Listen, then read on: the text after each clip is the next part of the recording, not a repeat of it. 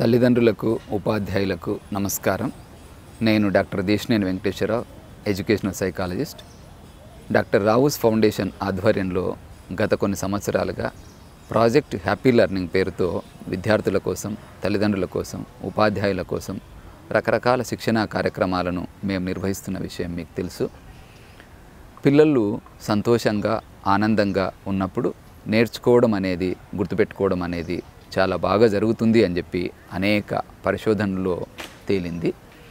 అందుకోసమే UNESCO, UNICEF లాంటి సంస్థలు పిల్లలు చదువుకునేటప్పుడు వీలైనంత ఆనందంగా, సంతోషంగా ఉండేటట్లుగా చూడాలి అని చెప్పేసి చెబుతున్నారు. ఇలాంటి రకరకాల అంశాల గురించి నేను ఉపాధ్యాయుల కోసం ప్రత్యేకంగా ఒక పుస్తకం రాయడం జరిగింది. పిల్లల విజయంలో ఉపాధ్యాయుల భాగస్వామ్యం అనే పేరుతో నేను రాసినటువంటి ఈ పుస్తకంలో యునెస్కో, యూనిసెఫ్ లాంటి సంస్థలు పిల్లల్లో సంతోషాన్ని మనము ఏ రకంగా పెంచగలుగుతాం అనేటటువంటి విషయం గురించి చర్చించినటువంటి విషయాలను ఉపాధ్యాయుల దృష్టికి, తల్లిదండ్రుల దృష్టికి, విద్యా సంస్థల దృష్టికి తీసుకొచ్చే ప్రయత్నం చేశాను.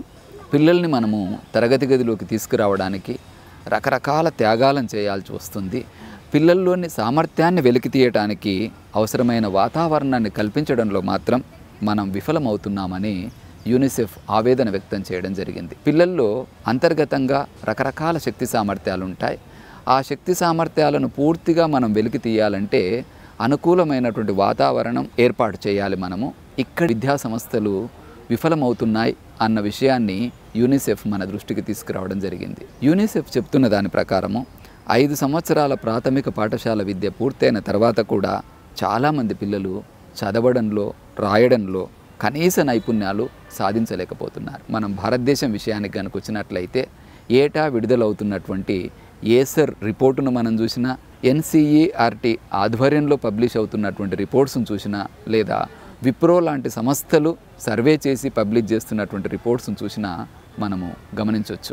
8వ తరగతి స్థాయికి వచ్చిన తర్వాత కూడా 5వ తరగతి స్థాయి పిల్లల్లో ఉండాల్సినంత నైపుణ్యాలు కూడా పిల్లల్లో ఉండట్లేదని రకరకాల సందర్భాల లోపల ఈ స్టడీస్ మన దృష్టికి తీసుకొస్తున్నాయి. యూనిసెఫ్ సబ్జెక్టు వారీగా ప్రాధాన్యతలు ఎలా ఉండాలి అన్న అంశాన్ని గురించి రకరకాల విషయాలు మన దృష్టికి తీసుకొచ్చేటటువంటి ప్రయత్నం చేసింది. పిల్లలకు చిన్న వయసులోనే ఆయా సబ్జెక్టుల పట్ల ఒక వైఖరి అనేది ఏర్పడుతుంది, అంటే ఒక యాటిట్యూడ్ అనేది ఏర్పడుతుంది. సైకాలజిస్టులు చేసినటువంటి పరిశోధనల ప్రకారము పిల్లలకు మ్యాథమెటిక్స్ పట్ల ఒక పాజిటివ్ యాటిట్యూడ్ కానీ, నెగిటివ్ యాటిట్యూడ్ కానీ 11 ఇయర్స్ లోపలనే ఏర్పడే అవకాశం ఉంది అని చెప్పేసి. ఎవరైనా ఒక చైల్డ్కు నాకు మ్యాథ్స్ రాదు, నేను మ్యాథ్స్ను చేయలేను అన్న భావన గనక 11 ఇయర్స్ లోపు ఏర్పడితే గనక ఆ తర్వాతి దశలో పిల్లలు సీరియస్గా మ్యాథమెటిక్స్ లెర్నింగ్లో ఇన్వాల్వ్ కారు.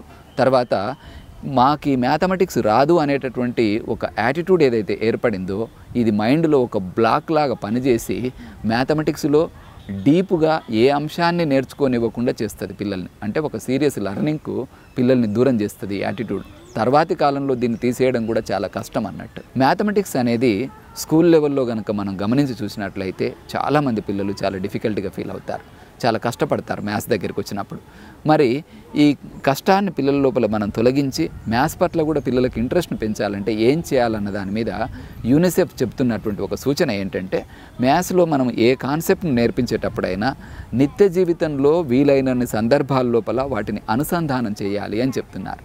మ్యాథ్ అనే కాదు, మనము ఏ సబ్జెక్టు విషయానికి వచ్చినప్పటికి కూడా పిల్లలకి మనము ఆ సబ్జెక్ట్ను టీచ్ చేస్తున్నాం. డే టు డే లైఫ్లో దాని రిలవెన్స్ ఏది ఉందో కనెక్ట్ చేసి కనుక మనం చెప్పగలిగినట్లయితే పిల్లలు లెర్నింగ్ క్లాసెస్లో బాగా ఇన్వాల్వ్ కాగలుగుతారు. టెక్స్ట్ బుక్ లోపల మనం ఏదైనా ఒక కాన్సెప్ట్ను ప్రజెంట్ చేసినప్పుడు వీలైనంత మేరకు డే టు డే లైఫ్తో కనెక్ట్ చేసే ప్రయత్నం కనుక మనం చేసినట్లయితే టీచర్కు టీచ్ చేయడం అనేటటువంటిది సులభంగా ఉంటుంది, పిల్లలు కూడా దాన్ని బాగా నేర్చుకోగలుగుతారు.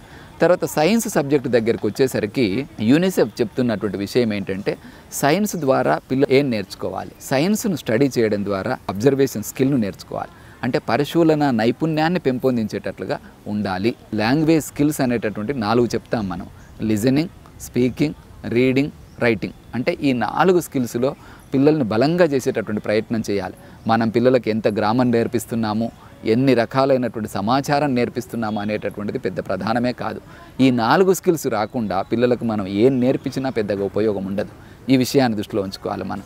అదే రకంగా మ్యాథమెటిక్స్ దగ్గరికి వచ్చినప్పుడు డే టు డే లైఫ్తో ప్రతి కాన్సెప్ట్ను కనెక్ట్ చేసే ప్రయత్నం చేయాలి.